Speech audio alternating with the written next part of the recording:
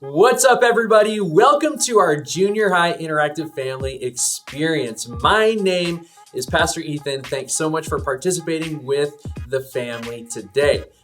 Wow, what an amazing week we had at junior high camp the past couple of days. You know when you do something really fun and you still live off of that exciting energy for like a week after it happened? That is me right now. I had such a good time with you. And for those of you who weren't there, we hope to see you next year. In fact, check out these photos from camp.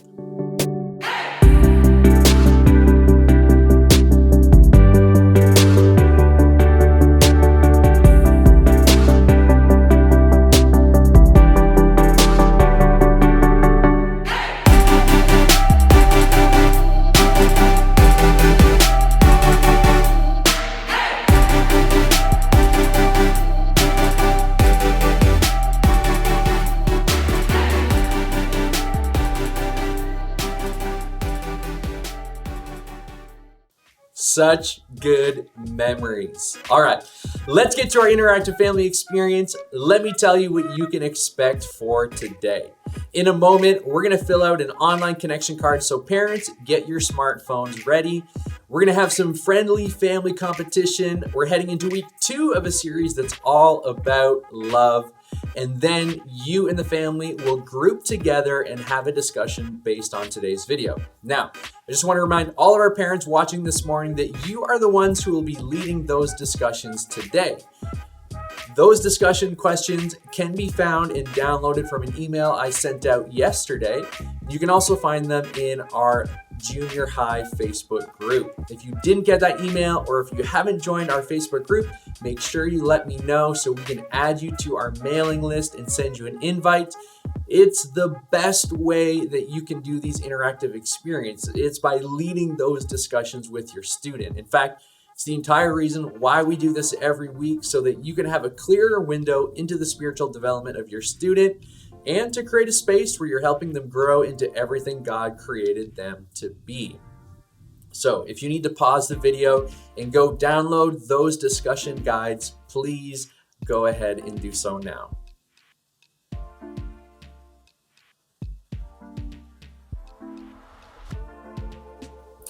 We're about to get into our series, but before we do, we would love to hear from you. We want to stay connected to you and check in. And so we have something called a connection card where we can do that.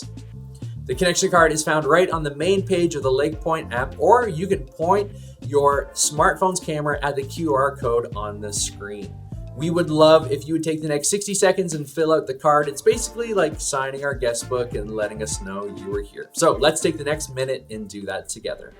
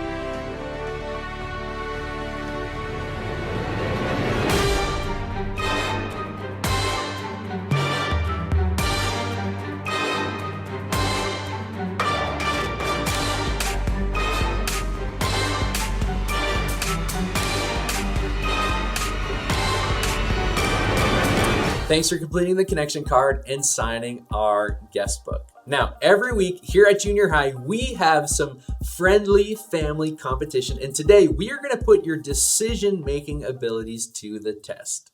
Here we go.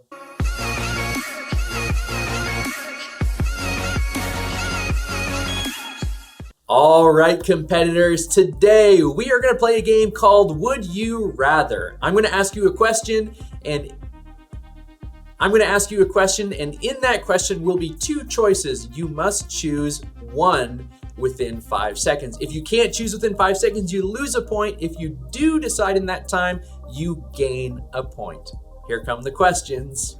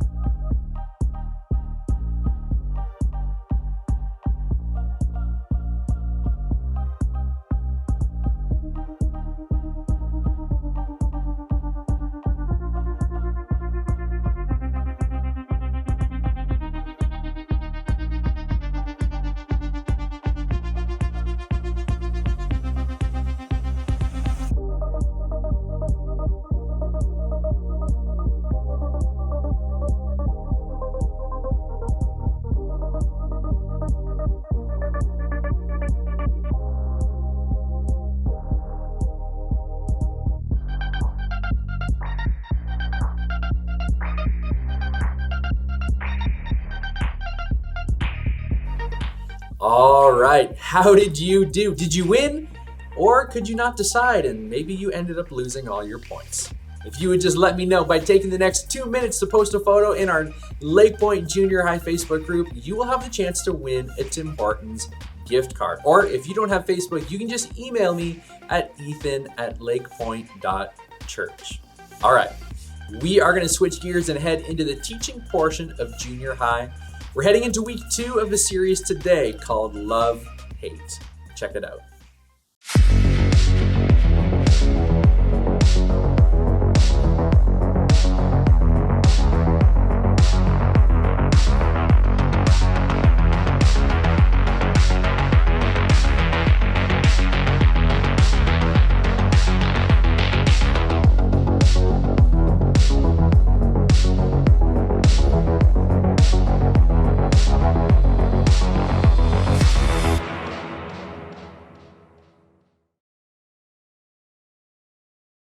Have you ever felt thankful towards one of your friends when they said something awkward to you? Like when one of your friends said something that feels awkward at the time, but they said it because they were looking out for you. Like, yo, you have food in your teeth, man. Or, hey, boss, your fly's down. Or, hey, you have ketchup on your forehead. I'm not sure, but I'm just looking out for you. Or, yo, the person you like is like right behind you, so just don't do anything stupid. I have this favorite pair of Adidas that are pure white, like white as snow, and oh my word, they look so good. I wear them everywhere. I wear them to Target, to church, when I walk my dog. I wear them even on rainy days, which is super smart, right? Now, see, I learned the hard way one day when I came inside from the rain. I was feeling pretty good, taking those, check out this ice on my feet kind of strides. But then a friend stopped me and he said, hey, Caleb, you stepped in a puddle back there and your shoes are they're covered in mud. I looked down and sure enough, my pure white Adidas were a mess. I probably spent 10 minutes in the bathroom just trying to clean them up. It was a little embarrassing, but I would have been a mess if my friend hadn't said something to me. And I'm sure I don't have to guess on this one. We've all felt this way. No one likes discovering they have food on their shirt or toilet paper stuck on their shoe or spending forever cleaning up their shoes. But when someone cares enough about us to look out for us and save us from future embarrassment, we're left feeling so grateful. Now, let's think about this from the other side for just a second. Have you ever felt like you should really say something to someone else, but you weren't sure how to go about saying it? I mean, think about it. Telling your friend they have food on their face is one thing, but talking to a friend about a relationship you don't think is good for them, or decisions they've made lately that aren't great, is a totally different scenario. Maybe you've been in one of these situations before. Your brother or sister started hanging out with people who are convincing them to do things that you know aren't right, but what are you supposed to say? Someone in your small group acts totally different in group than they do at school, but you don't know how or when to bring that up to them. Your friend is making decisions their parents would not be okay with. Is it your place to say something about it? We all know what these situations are like, and each situation seems to become increasingly more difficult. This is why we avoid having these conversations. But there's more to it than that. Maybe we don't want to ruin a friendship or make someone mad. Maybe we're doing or have done the same things as someone else, so who are we to say anything? Maybe we don't think the other person will listen. Or maybe you have the exact opposite problem. You have no problem telling people exactly how you see it. If you've ever wrestled with any of these reasons, the good news is you're not alone. I mean, we've all been there. We all know what it feels like to know we need to say something, but at the same time, we're also unsure of what to say and how to say it. What if we could learn a way to approach difficult conversations without hurting our own reputations? What if there is a way to be helpful and kind? What if there is a way to have difficult conversations that end up leading to something good? Here's the thing. No one wants to be known as the hater or the self-righteous friend who just talks about everything everyone else does wrong. Instead, we want our reputation to stand out for the right reasons in how we love and treat other people. So when it comes to being a friend who looks out for others, how do we make sure we handle this in the right way? In our last talk, we talked about how Paul said that as followers of Jesus, we're supposed to be known by our love for others. Now, even if you don't consider yourself a Christian, chances are this is an idea you could get behind. Who wouldn't want a reputation people would describe as loving? No matter how tough we want to appear or how trendy hating things is, we all know it's better to be known for loving others. So if love is the goal, then how are we supposed to approach those difficult and awkward conversations? Maybe we should just avoid them? I mean, this seems to be the way culture behaves. We're all just supposed to be okay with everyone else's choices because it's their life. And who are we to judge, right? But deep down, we know that isn't always the case, especially for people close to us. Then what do? Paul actually talked about this very thing. In a letter to a church in a region called Galatia, where modern-day Turkey is now, Paul gave insight on this topic. Dear brothers and sisters, if another believer is overcome by some sin, you who are godly should gently and humbly help that person back onto the right path. And be careful not to fall into the same temptation yourself.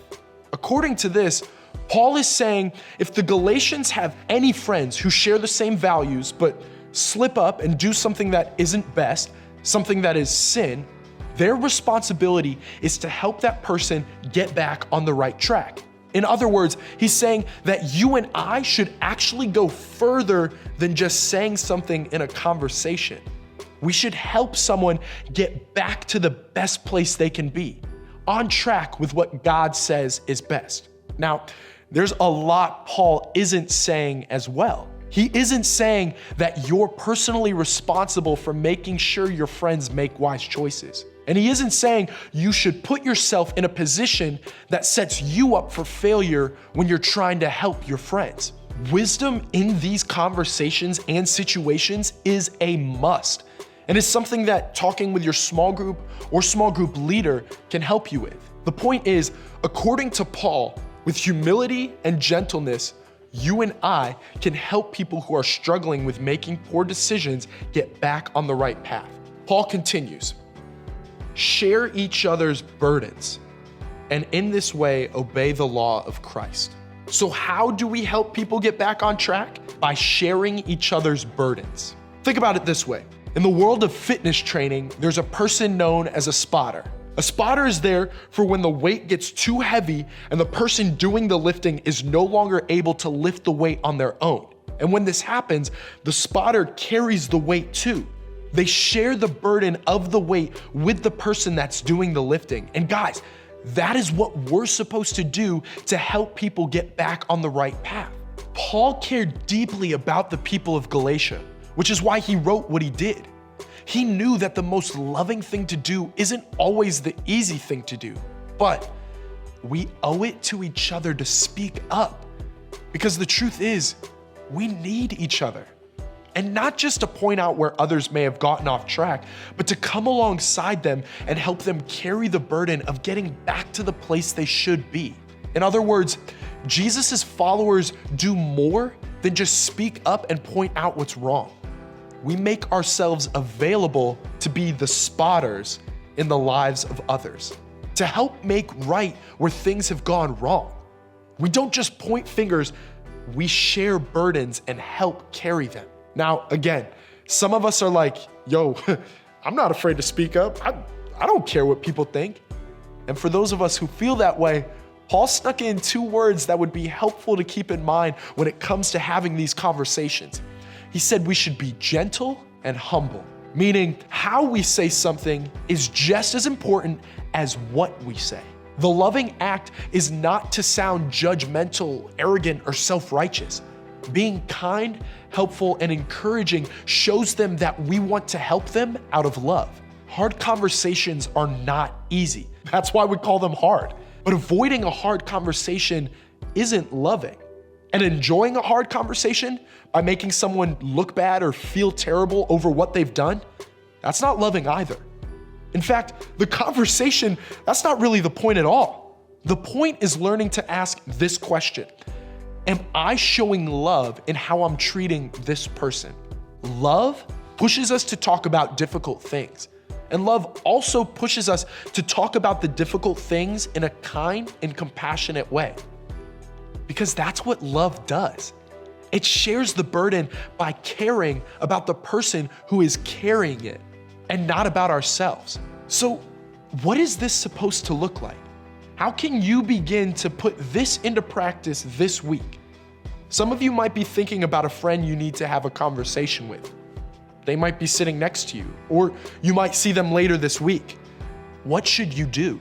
Well, if you're going to choose to be known for your love for others, then when it comes to what you say and how you help others, let love be your filter. You won't be known for love if the way you handle hard conversations and treat others is not loving. So when it comes to helping friends who are headed in unhealthy directions, you can become known for love by filtering your words and actions through love. When we help someone make a different choice than they've been making, we do it even if it makes us feel totally awkward in the moment. When we encourage someone else to change his or her behavior, we need to do it in a loving way and not a judgmental way. When we see someone take a step in the right direction, encourage them and celebrate them. Why? Because we love them. And that's what love does. So, what exactly should a filter of love be applied to? Here are a few ideas. Let love be the filter for your involvement. When you aren't sure if you should get involved in a friend's situation, ask yourself, what's the most loving thing I can do? Use this question as a filter for your next step. This provides a gut check for your motives and reminds you that they should be rooted in love.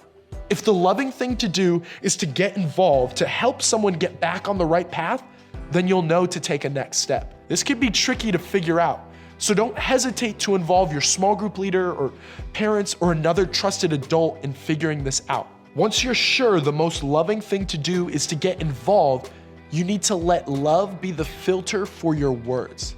Ask yourself, how would I want someone to speak to me?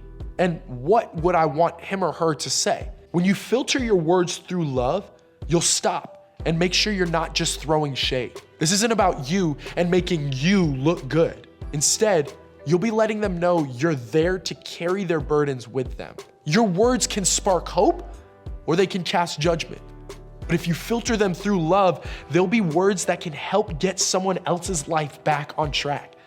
Once you have a word filter in place, it's time to take the next step and let love be the filter for your actions and reactions. If you have friends that are having a hard time keeping their lives headed in the right direction, chances are they won't just need your words. They're gonna need your help.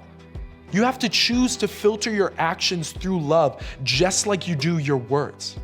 Ask yourself, how would I want someone to live out their love if I were in this situation? Would you want them to keep their phone close in case you got in a tempting situation? If you were in a situation where you needed more help than they could give, would you want them to tell an adult or professional? Would you want them to say the hard thing and then follow those words up with accountability and continuous follow-up conversations to help you stay on track? No matter what the situation is, if you filter your actions through love, you'll wind up being known for the way you love others, and you'll live out Paul's call to help share the burden of other people. When we let love be our filter, we wind up sharing the burdens of those we love. Does this sound like the type of loving person you're trying to be? We can become known for love when we let love be our filter for helping those who are heading in unhealthy directions.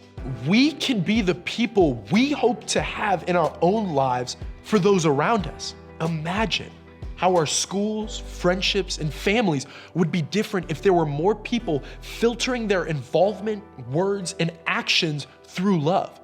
We would say hard things to one another, not out of judgment or hate, but out of love. We would help keep each other from regrets, mistakes, unnecessary heartbreaks, or negative consequences. I mean, who knows? A filter of love might just change the direction of someone else's life for the better forever. Let's be the people who let love be our filter. so that we can help those we love stay headed in the best direction for their lives.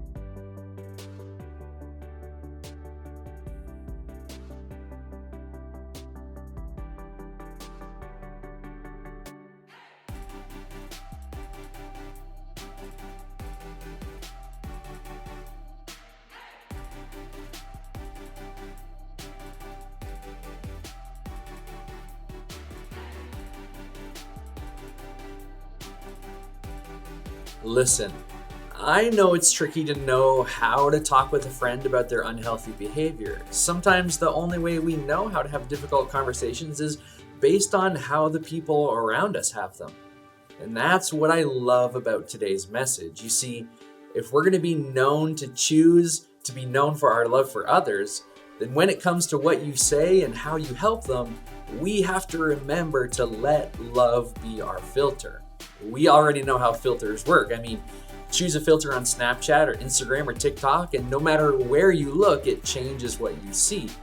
The same is true for choosing love as a filter.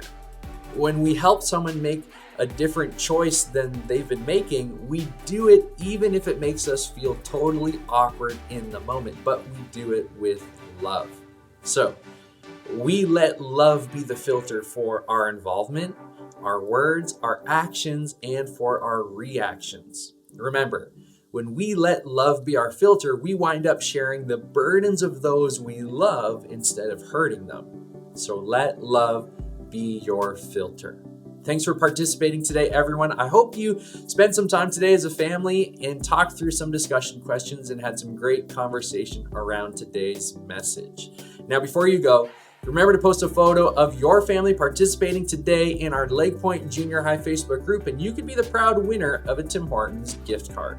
To close our time this morning, take the next 2 minutes to pray together as a family and head to the LakePoint app to access our weekday devotionals that go along with our series. You'll find them in the Family Resources section. You can also find the link in the video description right below me. Have a wonderful week, friends. We'll see you next week.